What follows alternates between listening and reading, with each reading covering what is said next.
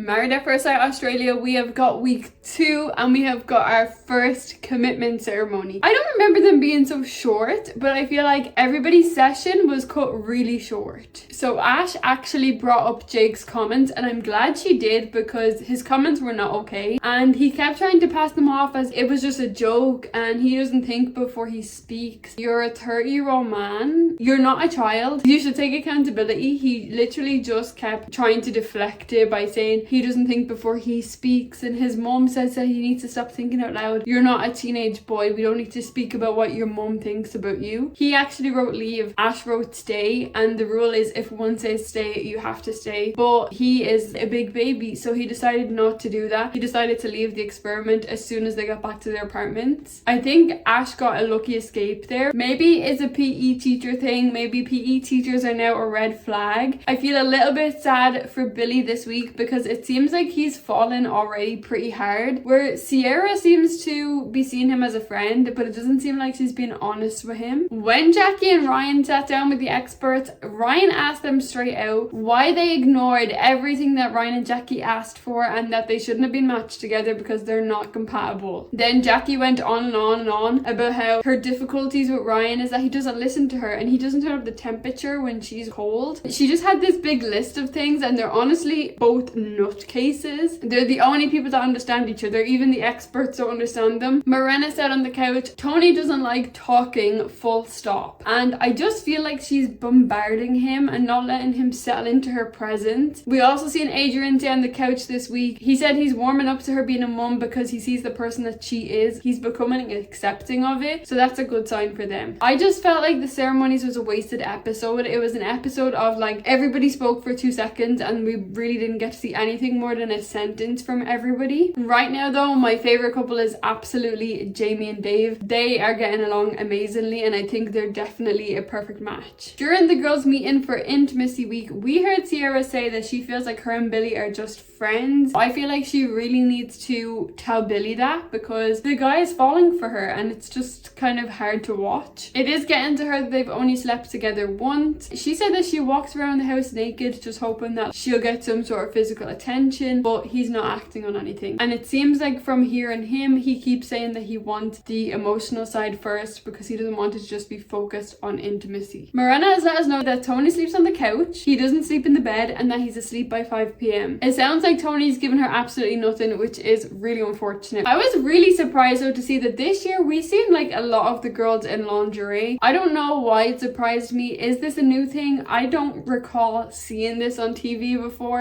and I just thought, especially for married couples, newlyweds, people in a relationship, I didn't think that many of them would have been comfortable doing that. The girls' challenge this week was to create their ultimate fantasy night, and the guys had to just go along with it. So the girls had to go out and create their ultimate dream date. Morena's night, she wanted to be painted like one of the French girls from Titanic. Tony thankfully leaned into it and they actually had a really great night. I was worried he was going to ruin her night, but they actually seemed to have a really good night and get along together really well. Tony leaned right into it. He did the whole sad eyes and he apologized for giving her sad eyes and not giving her a better experience. So they were like hitting a reset button from that moment. Awhina really confused me because she chose to play a board game, which she didn't even seem like she enjoyed. She felt cringed by it. So I don't understand why she chose that as her ultimate dream fantasy night. But each to their own. If that's all she was comfortable doing, that's fine. But her and Adrian just seemed uncomfortable. It almost felt like a waste. Rai set up a romantic table date with Japanese food, which was really sweet because she said that's what they used to do when they first met each other and she knows they both love it. And she also wanted them to redo their wedding dance because her dress messed it up on the wedding. They are taking it slow, but I think that they're really sweet and becoming more comfortable with each other. It's really good to watch. She did say she's more vanilla than the others. I think the way they're going is perfect and not everything is about, okay, it's intimacy week, let's just forget about everything and go to the bedroom. She took it to their emotions first. Karina's night was she wanted to be dominant. Thankfully, the camera crew left. We can say the same for Jamie. We have no idea what Jamie done because Dave took her straight into the bedroom and closed the door. Sierra is where I was taken out of my comfort zone. She was trying to come out of the friend zone. Sierra got naked in the living room with the cameras on. She didn't care. It almost felt like a prelim for her OnlyFans career. I don't know if that's what she was was going for. Maybe she's just comfortable in front of the cameras naked, I don't know. She told Billy to go to his room and only to come out in underwear, while she was sat on the chair with nothing on when he came out. Billy was to massage oils onto her. He just kind of tried to make it jokey so he felt comfortable. Again, there's cameras in the room. How can you ever feel intimate and connected with your partner while on camera? And these cameras aren't self-rolling. There's cameramen with them, so of course it's going to be awkward. She was not liking it. She was definitely bitter after it. She didn't like the fact that he was jokey. I can't help but think that Sierra is trying to spark an OnlyFans from her Mafs appearance, so if that happens in the next few months, I will not be surprised. Jackie completely threw me for a loop. Hers was confusing. Her whole day was going to a lingerie shop and taking Ryan with her, and she just wanted to keep coming out of the room and showing him her in different lingerie, and she wanted him to compliment her over and over and over again. It just didn't really make sense. I don't know what she wanted Ryan to say or what she wanted him to do. Then she set up a photo shoot, and all she just wanted was him to keep giving her compliments, which she didn't do. It was a really cringy watch. She admittedly wants him to lie to her. She wants him to tell her she's the most beautiful girl in the room, even if he doesn't believe it. She wants him to tell her that she's gorgeous, and he said he won't do that because it's a lie. They need to separate immediately. The boys had their meeting and Ryan had some disgusting comments to make. So during the boys meeting, he let them know that the crazy eyes came out, but it's okay because she gives good head. Ryan is absolutely disgusting and he definitely does not respect his wife. I wish one of the guys had pulled him up in the meeting, but it's okay because they're gonna spin the block. But you know what? After the meeting, Tony was so excited. He was very happy. He was happy from the night before. He came back and he couldn't wait to share his day with Mirena about how he's finally feeling in it. He's really loving it. And as soon as he walked in, she interrupted him. Listen to what I read in this book. Listen to me. Listen to what I read. I've been reading this book while you're gone. She started reading out these quotes and he told her, I want to talk about my day. I had a really good day. I want to tell you about it. She just kept going on about this book. She was like, no, listen to this. She doesn't hear him. She only hears herself. So she keeps reading this book even though he's telling her, I want to tell you about my day. He gets up and goes to get a coffee because he's not going to put up with this. Now he's tired. She then stormed out of the apartment because he said, just stop talking for a second. Let me speak. And she was like, no, how dare you tell me not to speak? Nobody will tell me not to speak. So she stormed out of the apartment, and honestly,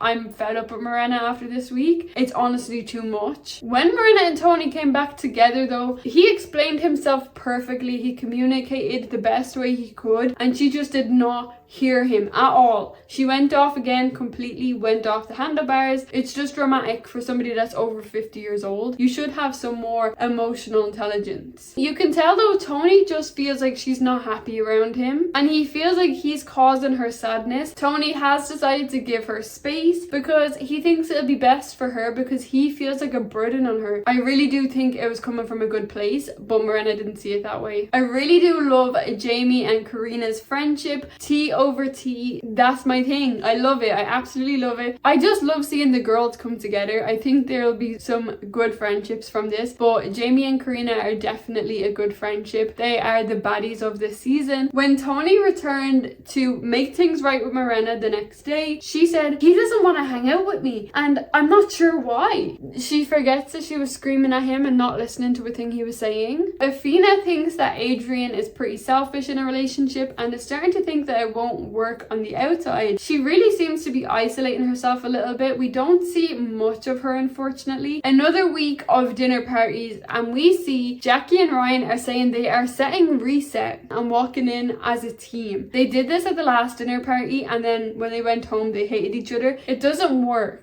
Face the facts. But definitely going into this one, Jackie is going to be blindsided by what Ryan has said about them, because the guys are not letting him off the hook with what he said in their meeting. When she got in, she told all of the girls that her and Ryan have not been intimate yet, which is news to the girls because they've all heard from their husbands what Ryan said. But Billy has absolutely no chill. He is hilarious, but he just doesn't wait around. Jackie and Ryan were absolutely boasting about how they get through their issues, and he said, was one of the issues Ryan saying that you've got crazy eyes? She just became so over the top and was like, ha! Yeah, she agrees, she's got crazy eyes, and she just completely let him off the hook. She was like, it's a compliment, I love it, of course I do, I have crazy eyes. You definitely don't feel that way on the inside. Then the boys were calling Ryan out on his disgusting behaviour, on the things that he said about Jackie. Jackie tried to defend him, but she does feel disrespected. You can't talk about a girl like that in a room full of guys and not expect her to feel disrespected. She did try to defend him. Eventually the crack started, and she started talking about the ranking challenge again at the dinner table, talking about he'd put her third. Talk about hitting the reset button, right? She was asking him though to rank his sister, to put his sister on the board of all these women, and where would he put her? I thought that was such a weird thing to ask, because why would he rank his sister in a good looking challenge? It's not about how much you love the person or how much you care about them. It's based on physical appearance. That's just weird of you to ask him. She starts going on about how they're not compatible because she wants an intelligent man. She walked out. The girls actually went after her and she was like, what do you want from me? I thought that was just so disgusting, because them girls went after you as your friend and you spoke to them like shit. You should be embarrassed. She eventually came back in and acted like absolutely nothing happened. She lives in a fairy tale land, her and Ryan both do. They deserve each other. About 20 minutes later, maybe even more in the real world, Miranda decides to start screaming at Ryan because she's not done with him. Even though she wasn't involved in the conversation, she decides she wants to get included. She starts screaming at him, giving relationship advice, and Paul interrupts and says, instead of giving relationship advice to other people, why don't we talk about what's going on with you? Why are you screaming at Tony in the hallways? Because I can hear you from my apartment. She absolutely flipped. She told him he's delusional and disrespectful. I honestly think that she's a little bit nuts. I think she needs therapy, 110% she needs therapy. She refuses to hear anybody but herself, and she's extremely aggressive. There's no excuse to speak to people the way she does. She says because she's an older woman, she can speak to whoever she wants, whatever way she wants. She's an older woman and she's Italian. So, I mean, of course she can. She went on and on and on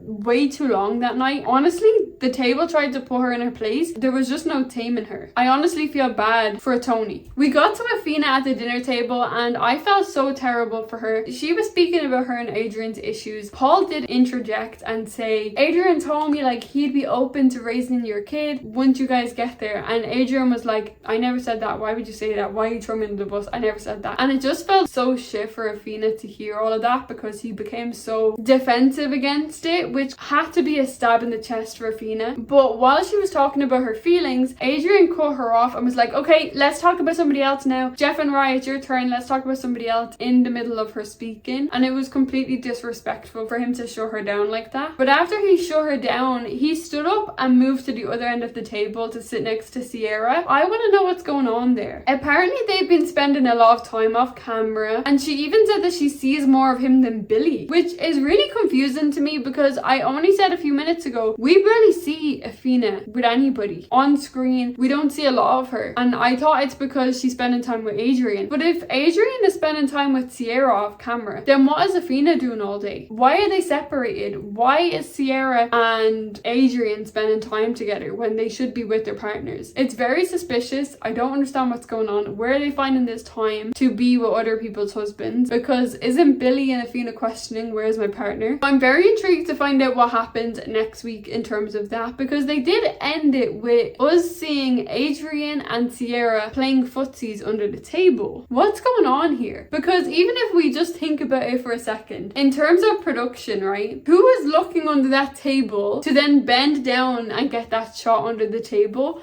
That part I need to know, because that just felt very scripted. There was no way they had a camera angle just set up under the table there. Who's doing that? It's interesting. I'm sure the commitment ceremony is going to be explosive. I don't think any couple is going to leave this week. Maybe Tony should.